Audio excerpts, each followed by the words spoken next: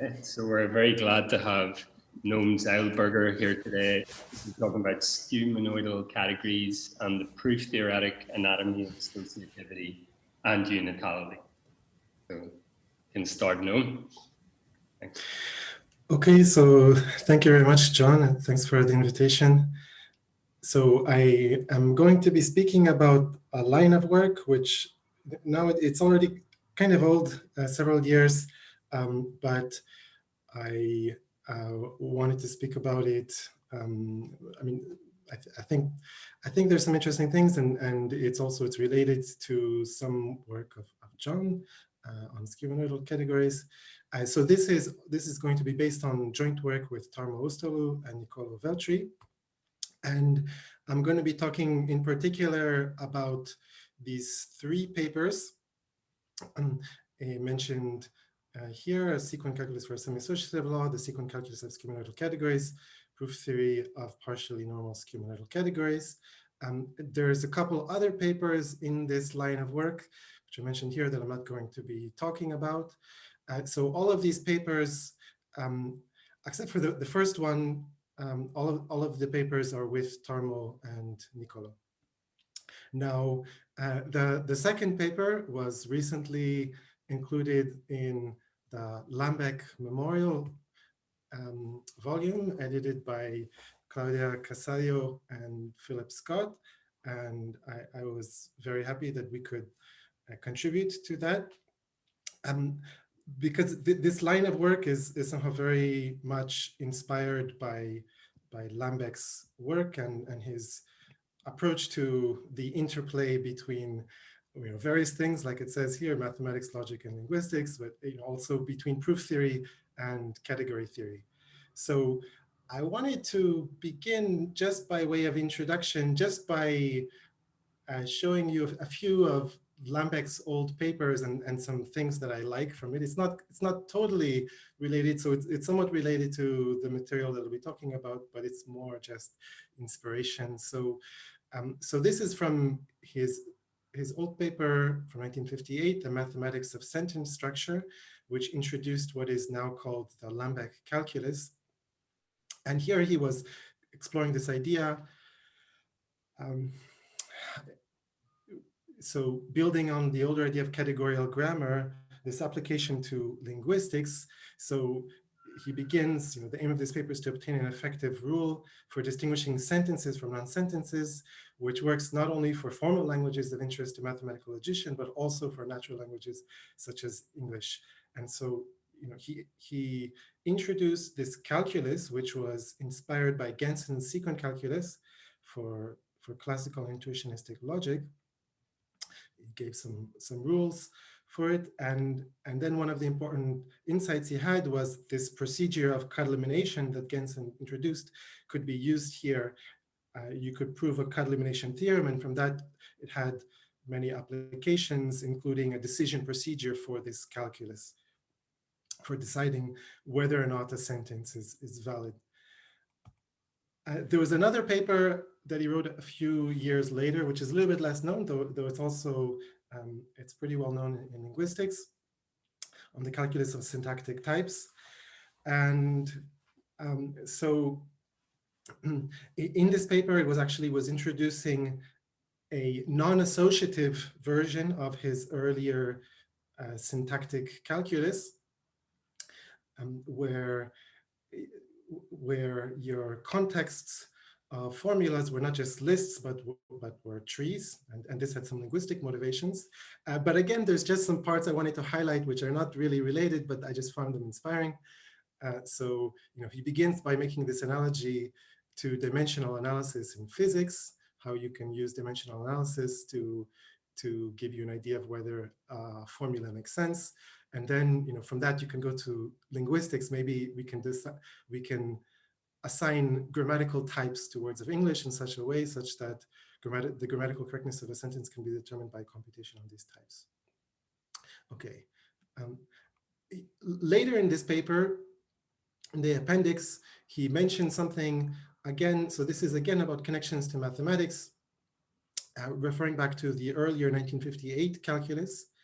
And he explains how you can interpret proofs in this calculus. You can give them a mathematical interpretation as a way of defining canonical mappings between functors of bimodules built up from tensor and Hom. So interpreting these formulas, he had these three kinds of formulas, so this product AB slash A slash B and then reverse slash B slash A. You can interpret them as product, right residual quotient and left residual quotient of ideals. So this was, okay, so this was another idea buried in the appendix to this paper. He also mentioned that then, as another application of this cut elimination theorem and this decision procedure that you get from that, you could use that to enumerate all canonical mappings from one functor into another. And part of this, he observed it was important that you're looking not just at formulas x arrow y, but rather at the sequence, which take a list of formulas x1 through xn and look at the mappings into y. So the decision procedure fundamentally operates on sequence of this form. He also mentions that this is not completely a new observation, but it's also, in Bourbaki, they talked about how linear mappings are best defined with the help of multilinear mappings. Okay, one more paper of Lambeck I wanted to mention. This is from 1969, part of the Deductive Systems and Categories series,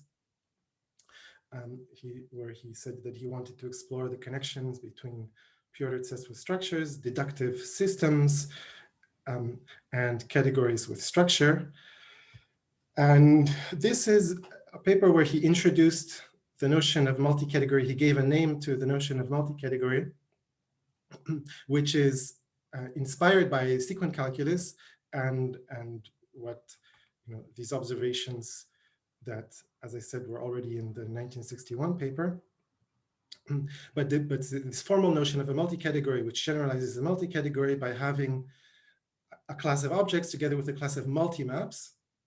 And then you have identity maps, and you have a form of composition that he calls substitution, which now is composition of multi-maps. And it has this type, so given two multi-maps G and F, where the codomain of G matches one of the inputs of the domain of F, then you can define a corresponding composite. And he called this cut because it's analogous, precisely analogous to the cut rule in the sequent calculus. And it has to satisfy some conditions like associativity, etc. So, okay, so that's all I wanted to show you from Lambeck's work, so a few of his inspiring papers. Now, for the rest of the talk, as I said, I'm going to be talking about three papers. The first is about the Tamari order. I'll explain what that is, then about skew monoidal categories, and then partially normal skew monoidal categories. Before getting into that, I just wanted to give a little bit of background, which I'm sure many people are already familiar with, but just to have a common base on monoidal categories and their connection to multi-categories. So recall a monoidal category is a category equipped with a bifunctor called tensor and an object I, which is the unit, and then three natural isomorphisms that we write alpha, lambda, and rho, representing associativity. Alpha represents associativity, lambda is left unitality, and rho is right unitality. And these natural isomorphisms have to satisfy several coherence equations, which I'm not going to list all of, but for example, it includes the famous pentagon equation.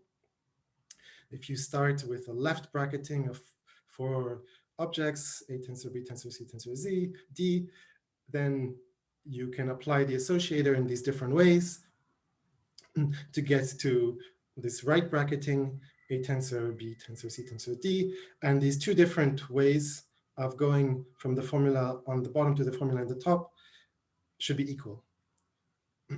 So this is an equation for the associator.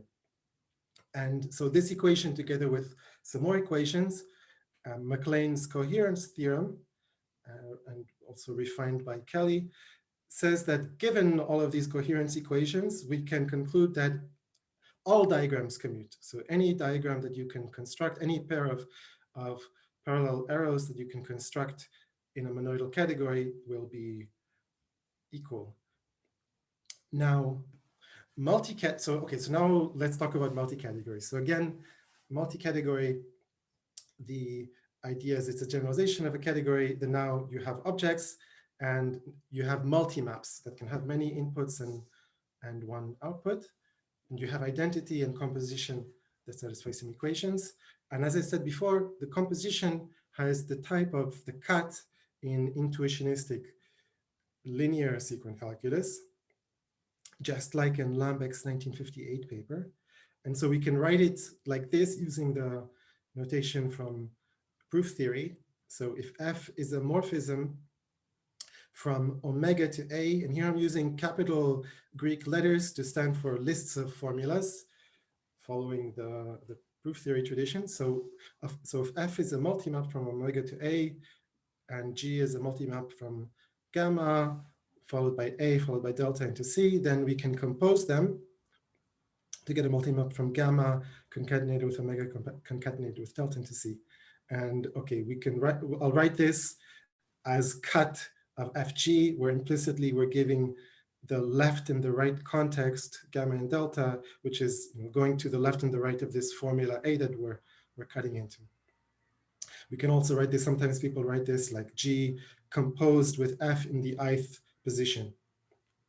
Okay, and now, yes, so a multi-category is going to be such a structure where composition and identity satisfy some equations. You can state 4 equations that they have to satisfy.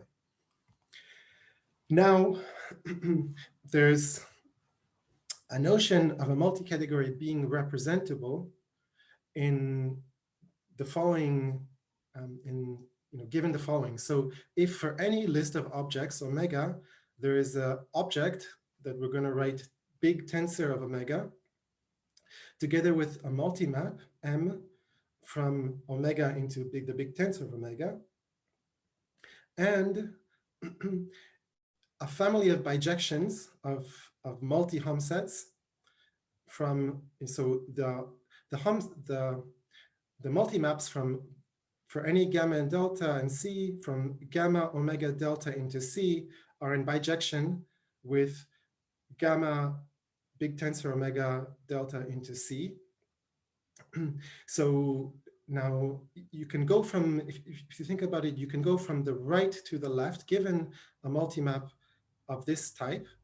You can go to the left by precomposing with this multi-map M, which is called the universal multi-map for omega. We can go from the right to the left by precomposing with this M. And so what we're requiring is that that operation going from the right to the left has an inverse. So this capital L omega, and to preview a bit, I'm writing L because it has the same form as the left rule in sequent calculus. This is the inverse to the operation of precomposing with M. So we can state that as we have these equations for all multi-maps F and G. Okay. So again, this is the notion of a representable multi-category. And the way it's stated is that for any list of objects, we have a tensor object. We can, alternatively, we can define these just for the binary and the nullary case. So we can say that for any pair of objects A and B, there's a tensor, A tensor B, and a binary map from A comma B into A tensor B. And we can also say that there's a unit object with a constant map. And it's not hard to show that M is representable if and only if it has these binary and nullary maps, or it has the tensors and a unit object. Lambeck referred to this as the multi-category M being monoidal, if it has these tensors and a unit object. And what's important is that this is a property of a multi-category, being being representable or having tensors in a unit object, as opposed to in a monoidal category where the tensor and the unit are provided as extra structures satisfying some coherence equations. But now the point is that there's some, in a certain sense, there's an equivalence between monoidal categories on the one hand and representable multi-categories on the other. And I say in a certain sense, I mean, this was already observed by Lambeck in that 1969 paper. Claudio Hermida, he analyzed this very closely, and he expressed this as an equivalence of two categories between monoidal categories on the one hand and representable multi-categories on the other.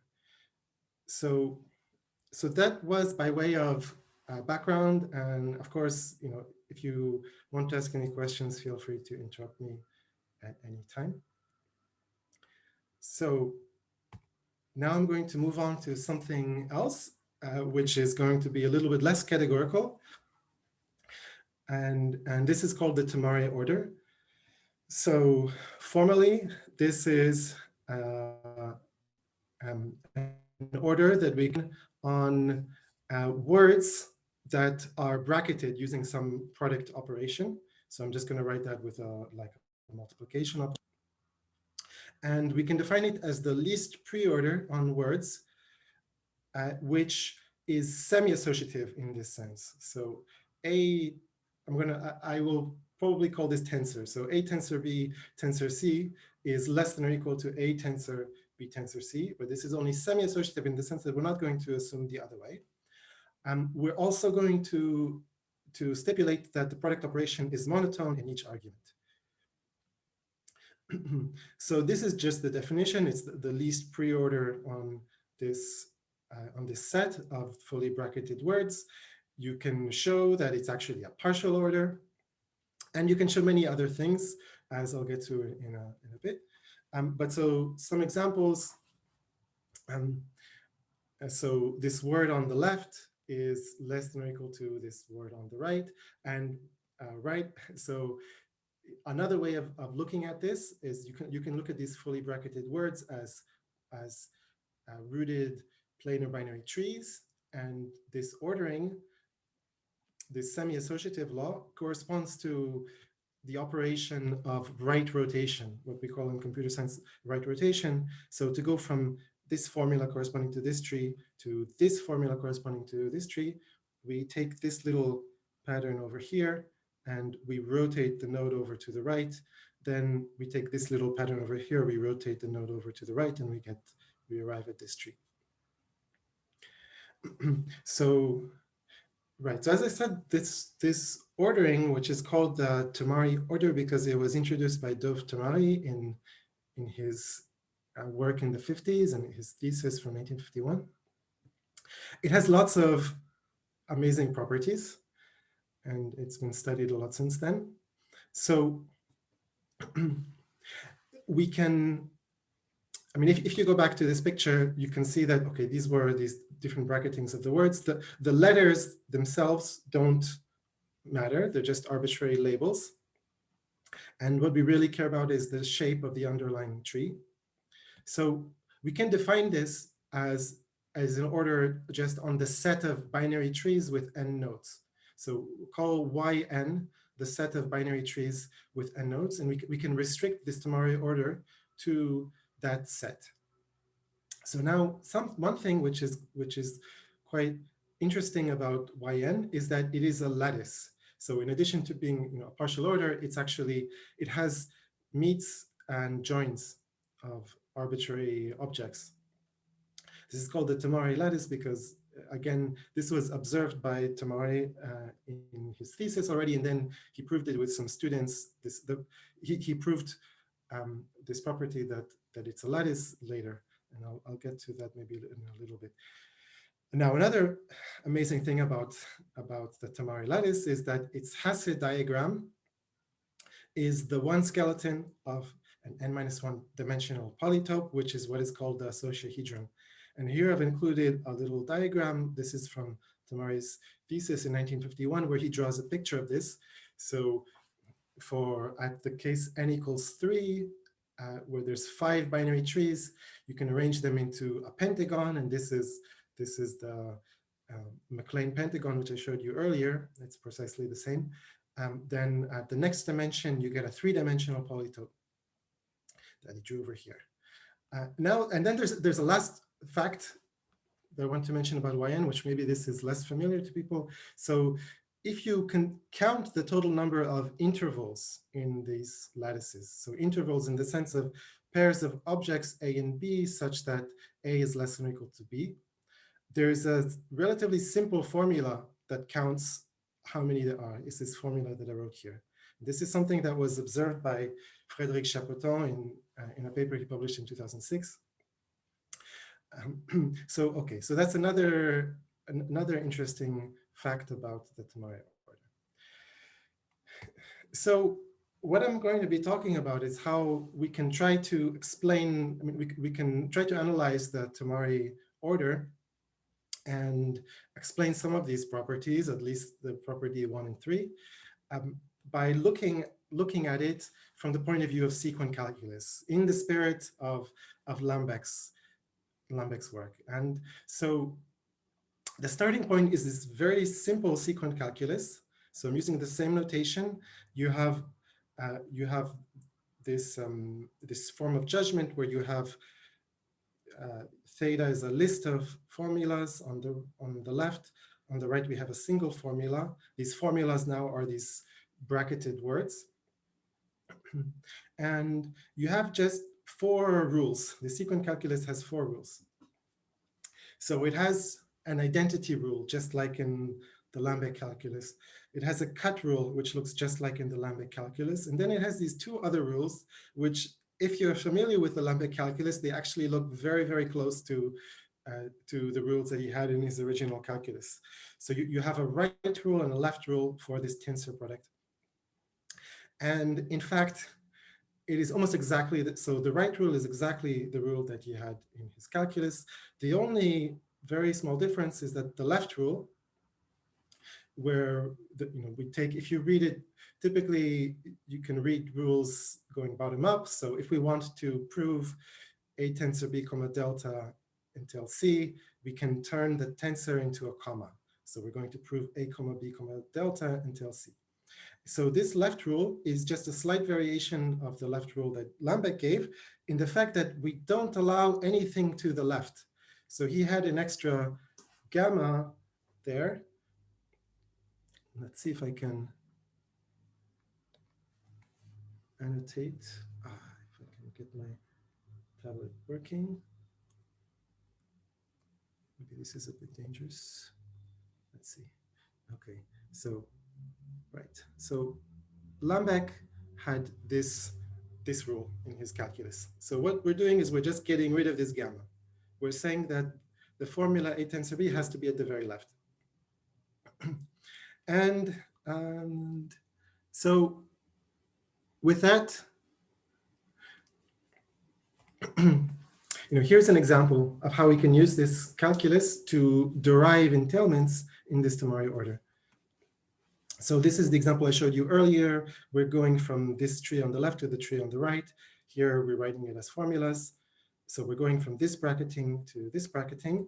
And here I built up a proof in the sequent calculus. So if we read it bottom up, we begin by applying the left rule to turn this bullet into a comma. Now we apply the left rule again to turn this bullet into a comma. Now we apply the right rule, and that's going to split. We split this context on the left into 2 pieces, and then we prove these 2 formulas. On the left we prove P, on the right we prove Q tensor or tensor S. And here so on the left we just apply this identity rule.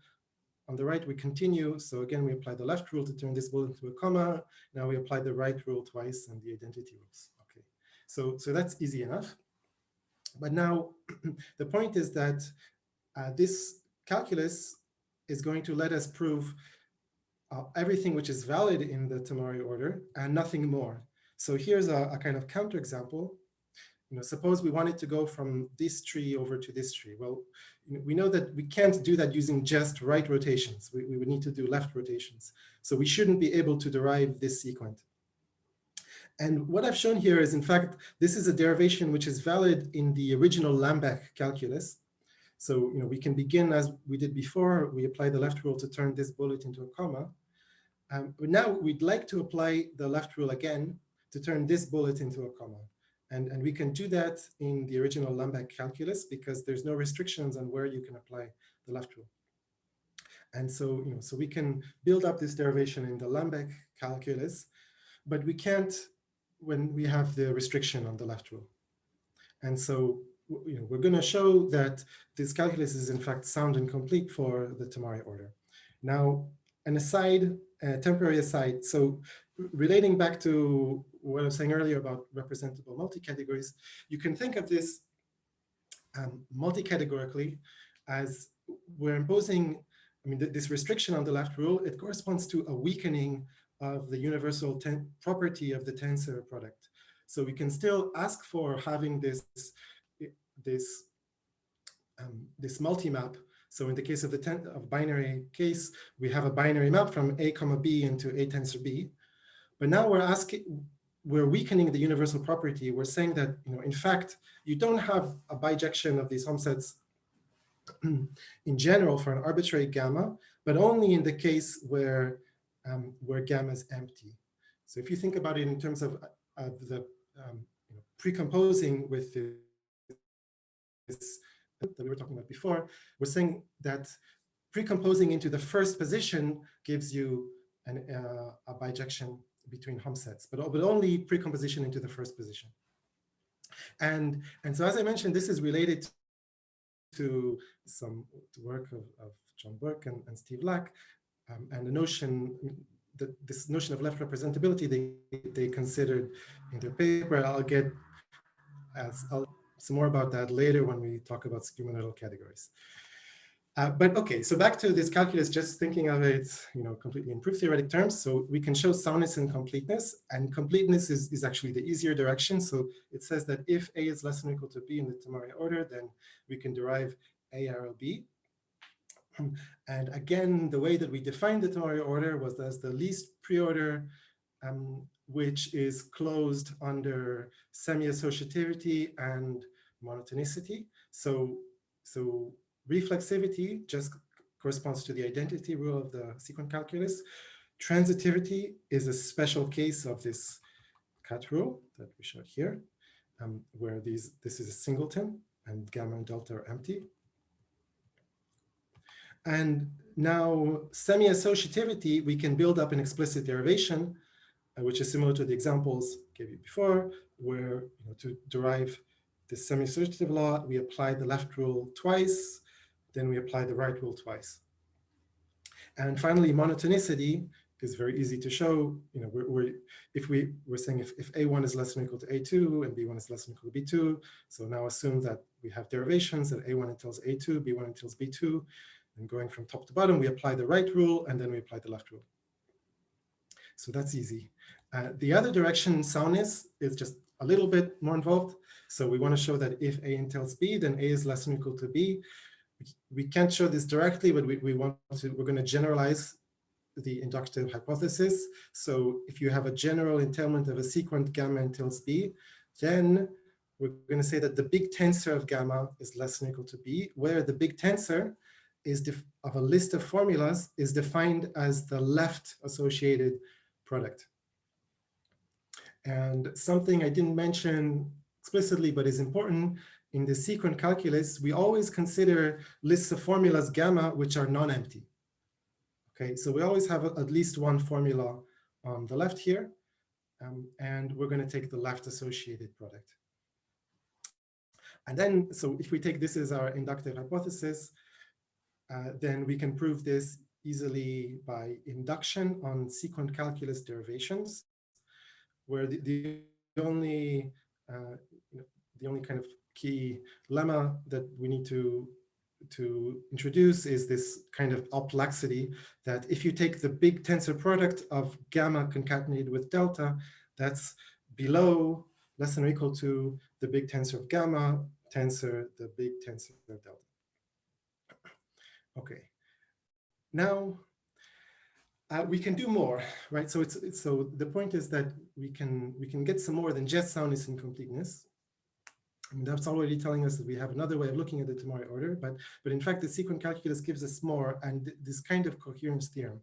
So, so the way I'm going to state it is, it's related to this idea of focusing proof search that comes from the proof theory of linear logic, was introduced by Jean-Marc Andrioli. And you can think of it as a proof search procedure to try to prove a sequent bottom up. So I'm going to just try to introduce it informally, explain how it works. The idea is, suppose we're given an arbitrary sequence, gamma until C, that we want to prove. Well, it might have a tensor product on the left side. So let's say gamma is of the form A tensor B comma delta. In that case, we can just apply the left rule. So reading bottom up, we're going to apply the left rule and transform our goal from A tensor B comma delta until C to a new goal of proving A comma B comma delta until C. So whenever we have a tensor product on the left side, we're just going to apply this rule, reading bottom up, to transform our goal. And we can keep doing that over and over until the left-hand side is no longer a tensor product. So then it's just going to be an atomic formula. In that case, we're going to say that gamma is irreducible. So a context gamma is irreducible if it has an atomic formula on the left-hand side. So it's not a tensor product, which we could apply the left rule. So now if it is, once it's irreducible, now we can try to apply the right rule. So if our right-hand side is of the form A tensor B and our left-hand context is irreducible, then we can split it into two pieces, an irreducible piece with gamma, and that we're going to try to prove A, and then the rest of the context delta, which we use to prove B. And so we do that, and now you can see that, okay, in this side where we have delta, maybe delta is not irreducible. So then we're going to go back and apply the left rule as much as we can. Finally, we're going to just have an atomic formula on the right-hand side, and then we're going to check that you have the same atomic formula on the left-hand side. So these are the only rules that we're going to apply. I mean, there was a fourth rule, remember, which was the cut rule, but we don't need to apply the cut rule. So what we're doing here, you can think of it as we're defining a subsystem of the original calculus, which is what's called the focus subsystem. So the focus subsystem is just the subsystem consisting of the left rule, the general left rule, the right rule where we restrict the left-hand side to be irreducible, and the identity rule where we restrict the identity rule to atomic formulas. And now the point is that this strategy, this proof search strategy, is actually complete. So whenever you have a proof, whenever a sequent is valid, you can find a focused derivation. And again, this is an idea that comes from the proof theory of linear logic. But now another special property of this Tamari order is, in fact, it's not hard to see that any sequent has at most one focused derivation in this calculus. Therefore, if you combine these two facts, you get this coherence theorem, which says that every valid sequent has a unique focus derivation.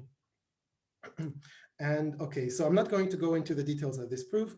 If you want, you can. The details are in the paper, the LMCS paper I mentioned.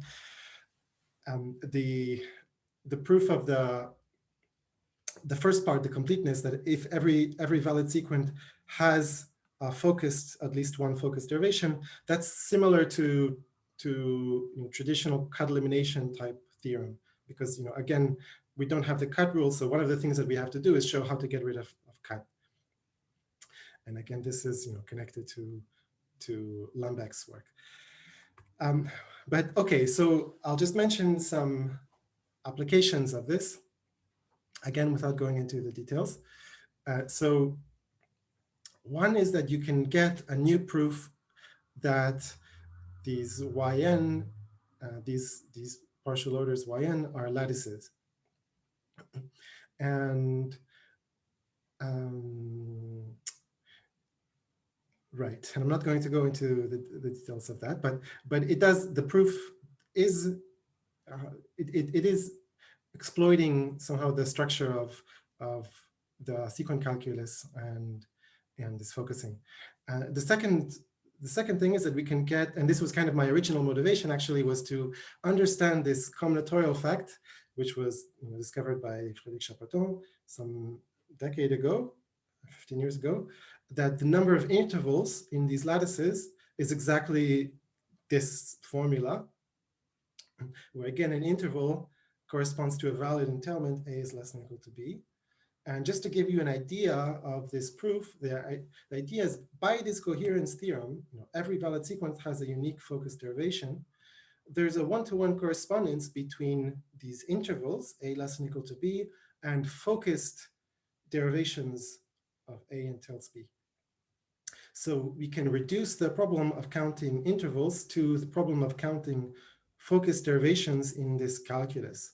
And you can think, these derivations, these proofs, they look like kind of decorated trees. And trees are, we know how to count them pretty easily. So you can introduce some generating functions coming from this calculus, and then you can solve them and you can obtain this formula. Okay. Again, if there's any questions, feel free to interrupt me.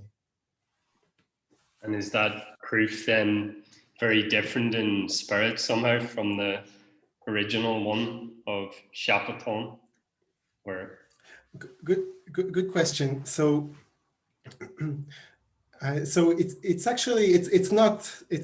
So I mean, it has a lot of similarities with his proof. So I mean, he kind of did this direct analysis of these intervals, and he introduced some notions, and then he got some generating functions out of those, and then he solved them algebraically and got this formula.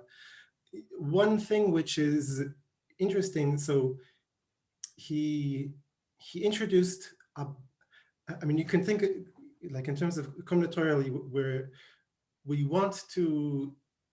interested in the generating function that counts the number of intervals by size. So the number of intervals of order n. But in order to do this, Chapoton introduced a bivariate generating function, which counts the number of intervals by the size, the order n, but also by you can say the length of the spine of the right of the left tree. Let me see if I have a picture that I can show you.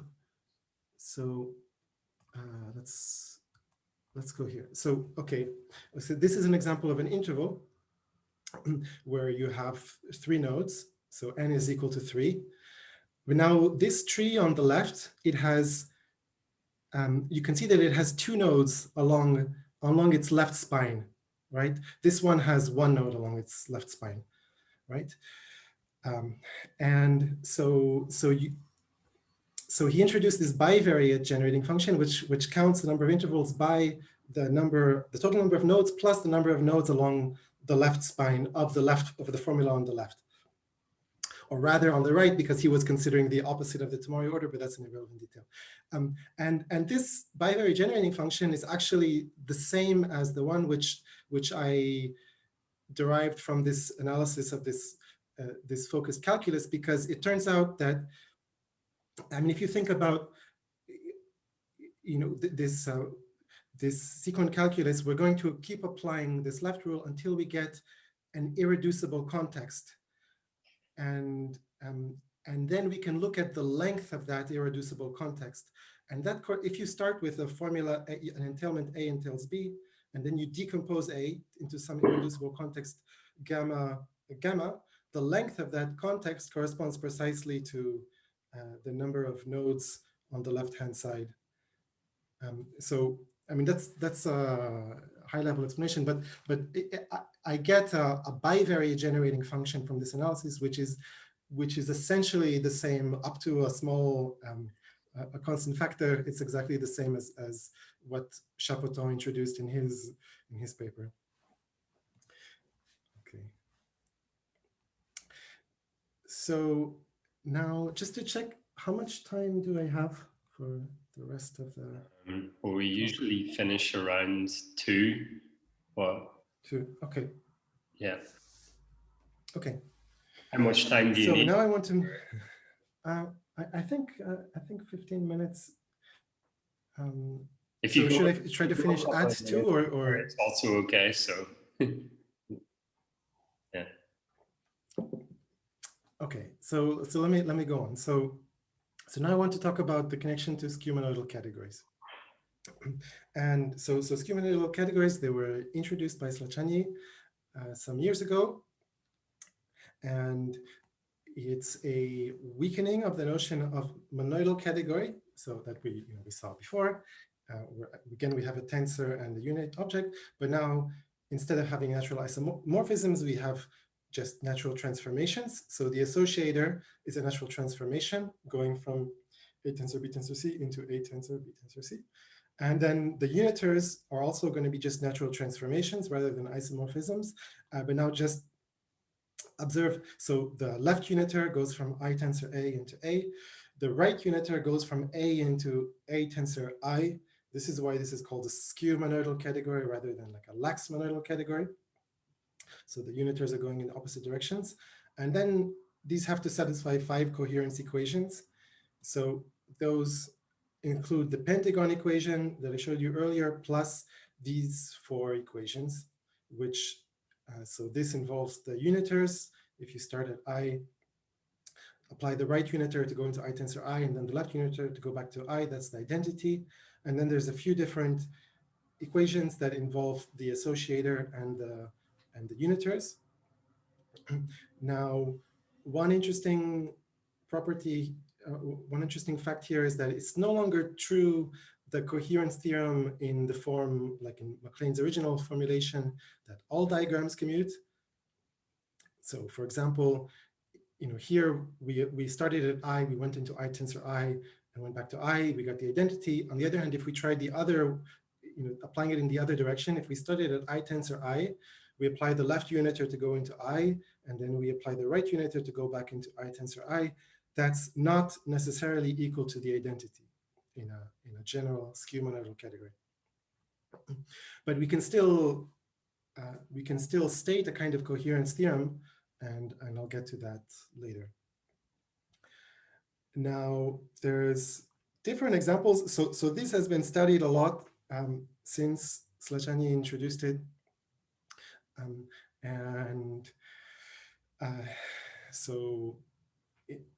So John knows this literature probably much better than I. I'm not going to go into all of these examples, but just mention maybe the last one, which is interesting.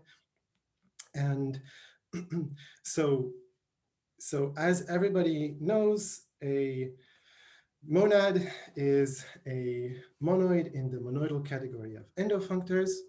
Now, Torsten Altenkirch, James Chapman, and Tarmo Ustalu, they had a nice paper with the provocative title, Monads Need Not Be Endofunctors, where they introduced this notion of a relative monad, which is a monad relative to a functor from some category J into another category C. And the idea is that you can define a kind of monoidal product on this functor category from J to C, where you define it like so. So given 2 functors, f and g, both of the same type from J to C, you take the left conextension of f along J, assuming that exists, assuming C has enough structure to let you compute that, and then you compose that with G. And this thing, well, in fact, it doesn't always define a monoidal category, but it will always define a skew monoidal category for an arbitrary functor J or C. So then A relative monad is a skew monoid in this skew monoidal category. Now, okay, so let me jump into the connection to the sequent calculus. So the idea is that, well, we can apply the same idea. We're going to look at skew monoidal categories now from the lens of sequent calculus. We're going to apply a similar sequent calculus to what we had before, but now we have to deal with the unit, and it's more subtle than it might appear at first. So the key idea is now we're going to introduce a distinction between two different kinds of sequence. There is a sequent that has a distinguished formula on the left-hand side, and then we're going to write that with this vertical arrow. So like here, we have A as this distinguished formula and we say that it's in the STUP. Okay, this terminology comes from linear logic. And then you have the rest of the context gamma. So this is one kind of sequent with this distinguished formula. Then we have another kind of sequent which has an empty left-hand side. It has an empty STUP. So one of the rules of the sequent calculus, this what we call the shift rule, lets you go from the first to the second. So if you have a formula in the STUP reading from top to bottom, you can forget, you can take it out of the STUP. If you read it in the other way, bottom up, in terms of proof search, you want to prove a sequent with an empty STUP, you take the formula at the left end of the context and you move it into the STUP. Now, the rest of the rules, I'm not going to go into all the details in detail, but it's important that we have now two different kinds of cut rule. So one is a cut into a formula which is in the STUP. We can compose a sequent that has conclusion A with another sequent that has A in the STUP. And then we have another kind of contextual cut where we compose a formula that has conclusion A into a formula A which is not in the STUP, where now we require that the thing on the left has an empty STUP. So this is going to preserve the STUP of the right-hand premise. I'm going to be using the letter S to range over an arbitrary STUP, meaning that S can either be a formula or it can be empty, which is written like this. So now we have the left rule and the right rule for tensor basically as before, except we carry through the STUP. And then we also have the unit. And so the rule for the unit, the right rule says, if we have an empty STUP and we have no formulas, we introduce I. The left rule says that if we have I in the STUP, we can remove it. And now we have an empty STUP. And okay, here are some examples. So again, examples of things that we can derive. We can derive the right uniter. So going from X in the STUP to X tensor I, we're just going to apply the right rule and continue. Now, we cannot derive the converse derivation. So we can't derive, if we could derive the reverse direction going from X tensor I into X, then that would be a problem because that's, again, we don't have that in a general skew monoidal category. Here, this is kind of the beginning of a possible derivation. Here we apply the tensor left rule to turn this tensor, to break it up, and we put X into the STUP, I goes into the formula, into the context. Now, if we wanted, if we would like to apply the left rule to remove this I, turn it into just empty context, but we can't do that because, again, we have this restriction that we can only apply the left rule to the thing which is in the STUP, the thing which is on the left-hand side in the STUP. So we cannot apply the left rule here. Okay, similarly, for the left unitor, we can derive this going from I tensor X into X. We apply the left rule to turn the tensor left rule to turn the tensor, break it up. Now we apply the left rule for I to get rid of I, and we just have an empty STUP. Then we apply the shift rule to move X into the STUP, and we apply the identity. Okay, again, we can't derive the converse entailment. And here, this is just a partial derivation, which is not going to be able to succeed. Okay, so now, again, we can state completeness and soundness theorems. And I'm going to state them in a slightly more categorical way. So take FSK at to be the free skew-monoidal category over a set that we interpret as a set of atomic formulas. And okay, in the in the paper with Tormo and Nicolo, we give an explicit construction of this category just by generators and relations, just kind of doing the obvious thing, closing under the axioms of the skew-monoidal categories that I gave you earlier. Now, completeness says that for any f, a morphism from A to B in the free skew-monoidal category, there exists a derivation that we're calling complete of f of this sequence. So we have A in the stoop, and then we derive B.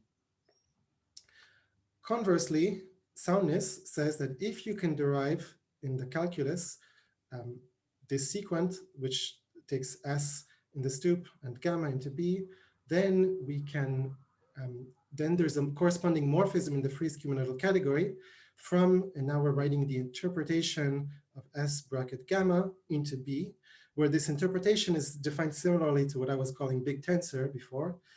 And it's basically forming a left associated product, but now where we interpret the stoop, so if it contains a formula, then we just interpret it as the formula itself.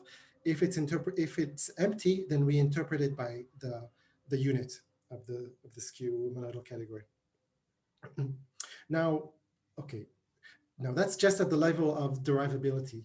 But moreover, we can talk about equality. So, there's an equational theory of skew-monoidal categories.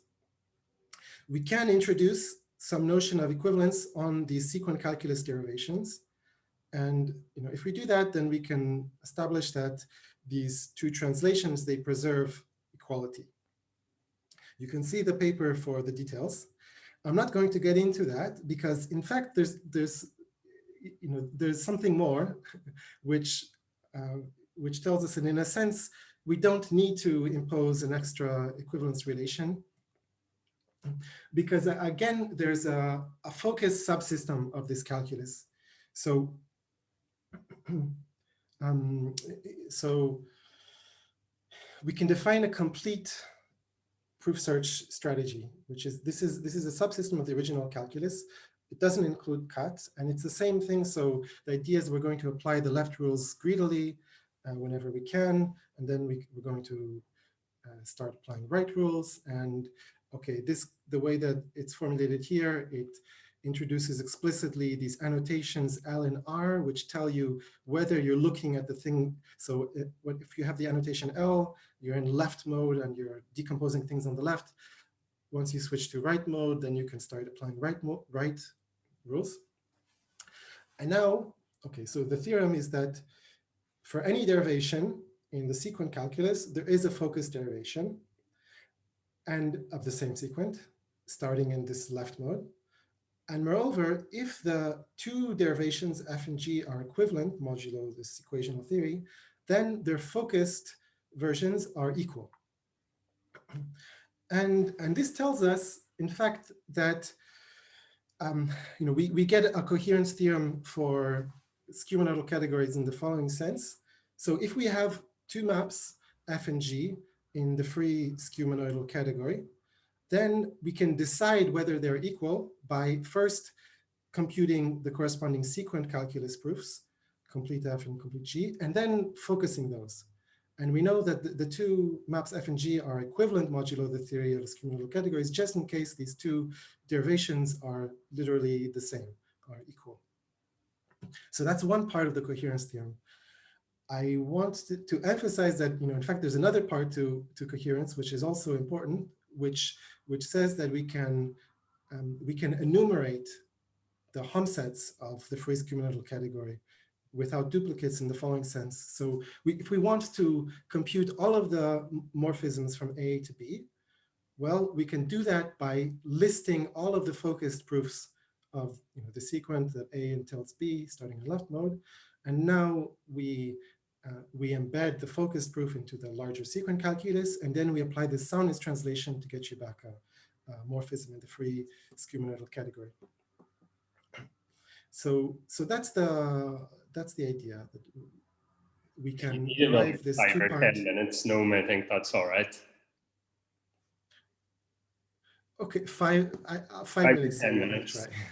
Well, Okay. just don't, yeah, say what you want. Let's see. So, okay, if there's any question, are there any questions about that?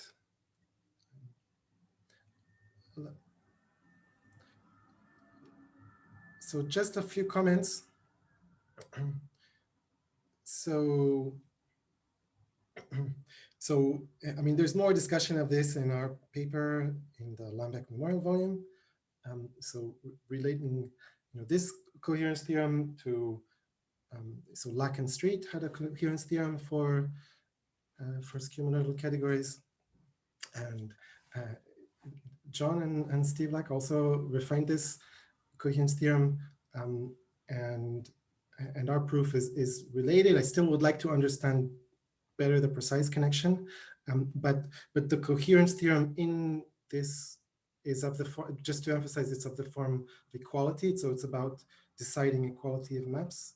There's a second part that we can, that we can derive, which is of this enumeration.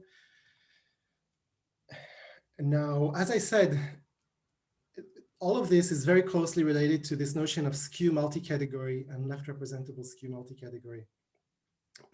And a way you can see this, the sequent calculus and this proof-theoretic notation, you can see it kind of as a way of giving a concrete representation of the free left representable skew multi-category over a set of atoms. We're always starting from a set of atoms, just because those are the atomic formulas. And you might consider how we could generalize that to starting from a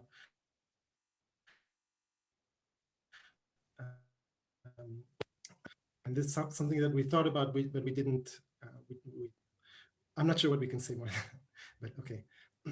Let's see. And right, another thing to mention is that all of this has been formalized in AGDA.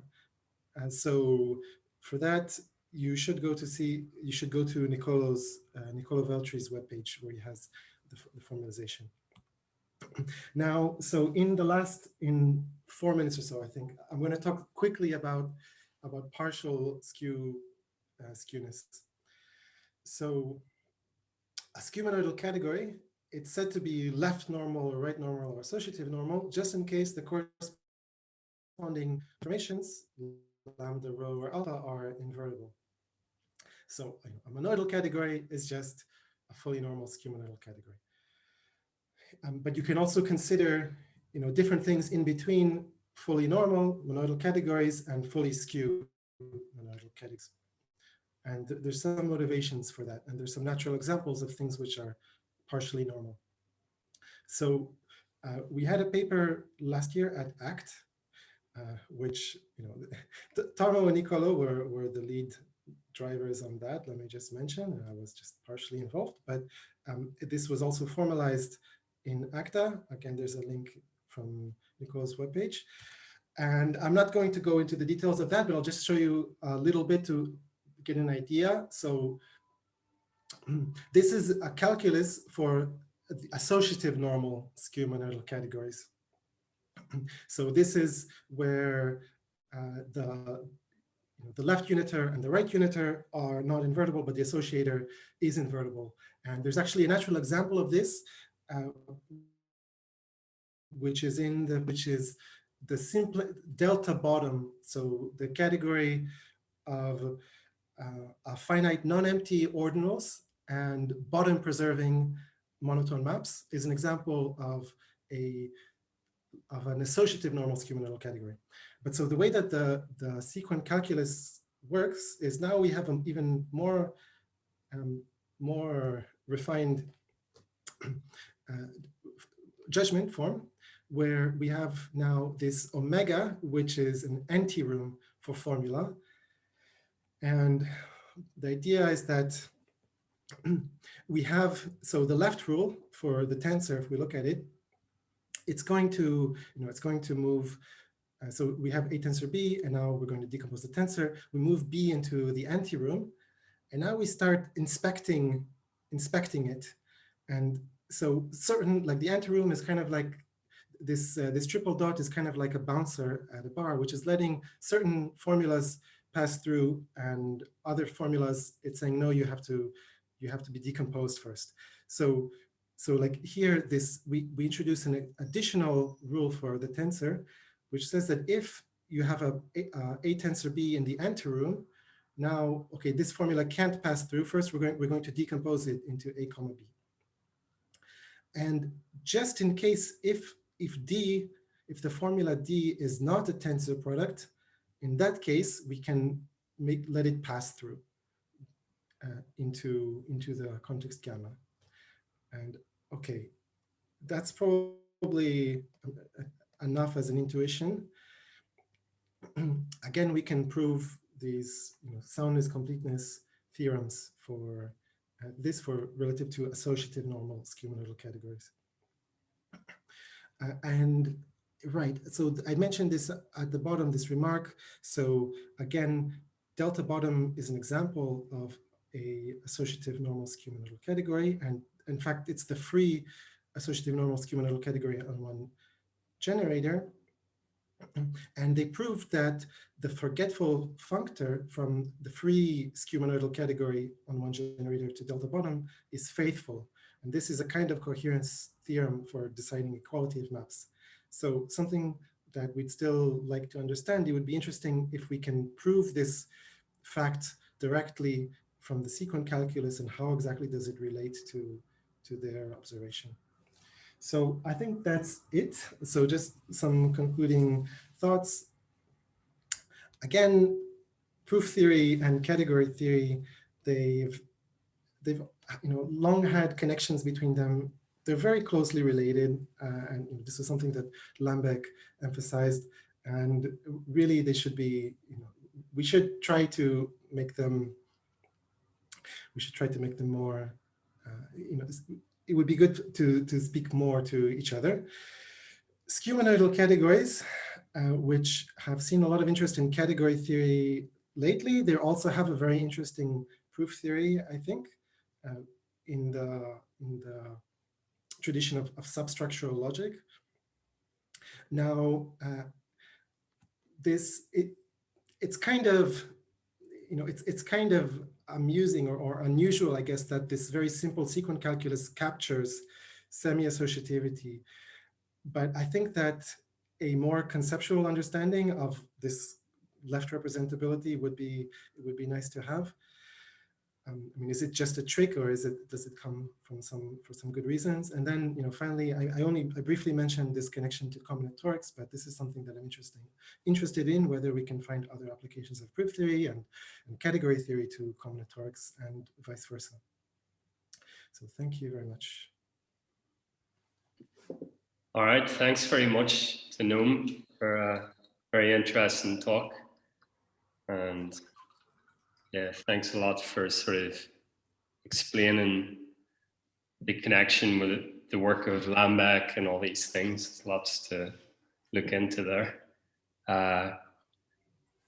So if anyone has any questions, feel free to go ahead and ask.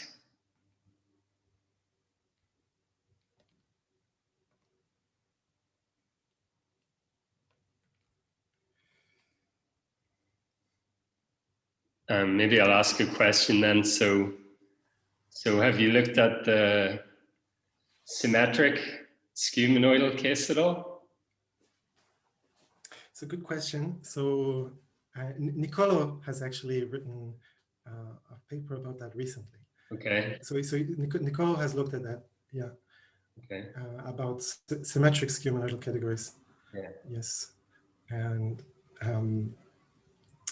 I guess the paper is under submission, so I maybe I shouldn't talk about it, but you can ask him. You can ask him for that, and yeah, I think it's nice. But braided skew-monoidal categories, that's also something that that would be interesting to look at. We did, so there's also the connection to skew-closed categories, and those we did consider in these other papers I mentioned. Mm-hmm. Okay.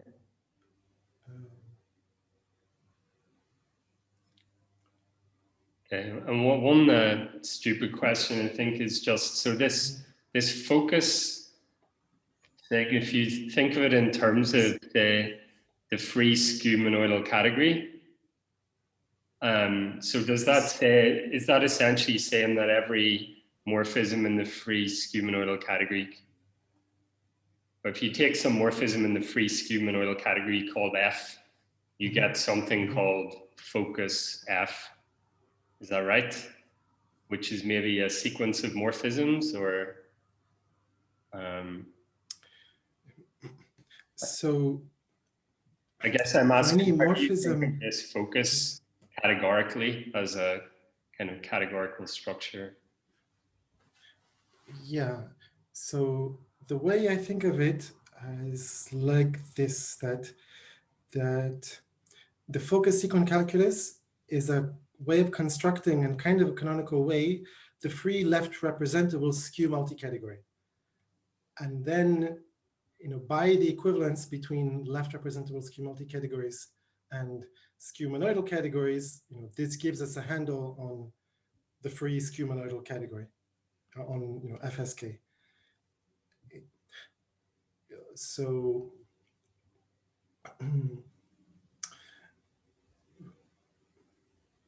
yeah, so again, this thing which is in proof-theoretic notation, I'd say it's a construction of the free skew, the free left representable skew multi-category over a set of atoms.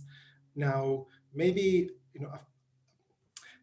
I think, like in the spirit of your question, I think that there's work to be done to better understand exactly what does this mean categorically.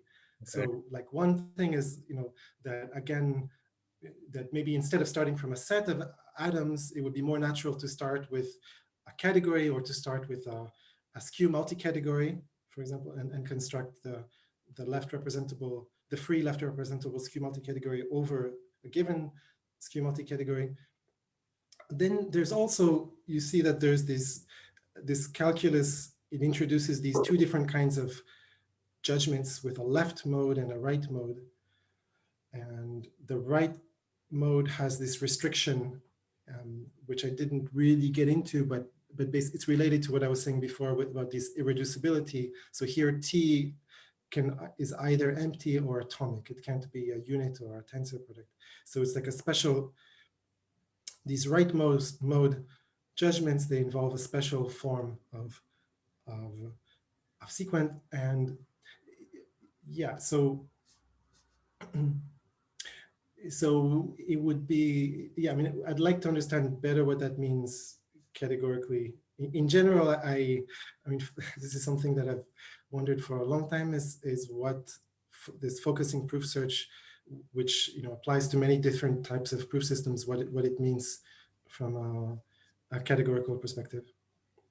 But at least at a first approximation, it is a way of, I would say that it's a way of constructing this free kind of multi-category, and which is then equivalent to a free category structure.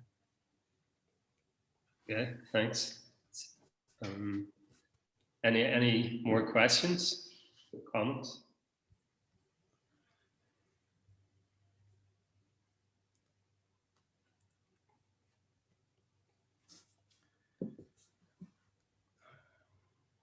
Well, if not, then let's thank Noam again. So, thanks again for the invitation. Yeah, it was fun talking at your seminar. Yeah, great. I might send you some questions about it afterwards. But okay, great. So next week, I think we have Leonardo Lariza from Coimbra talking. I haven't got my glasses on, but so that's the plan for next week. So that's all for today, and we can stop recording.